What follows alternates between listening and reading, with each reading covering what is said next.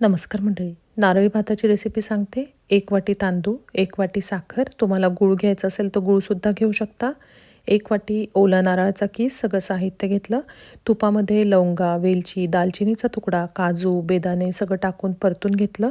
1 वाटी तांदूळ आधीच धुवून ठेवला होता, तो तांदूळ टाकला आणि तो परतून घेतला. त्यानंतर त्यामध्ये 2 वाट्या थोडं कोमट पाणी घातलं. झाकण ठेवून मंद आचेवर भात शिजायला ठेवला. भात शिजत आल्यानंतर त्यामध्ये 1 वाटी साखर, 1 वाटी ओला नारळाचा कीस घालून सगळीकडनं छान हलवून घेतलेलं आहे. एकीकडे दुधामध्ये केशरी रंग आणि थोडंसं केसर घालून भातात ते दूध घातलं आणि साधारण 20 ते 25 मिनिटानंतर खूप छान भात झालेला आहे. आणि तुम्हीसुद्धा हा भात नक्की करून बघा. खूप सोपी रेसिपी आहे. धन्यवाद.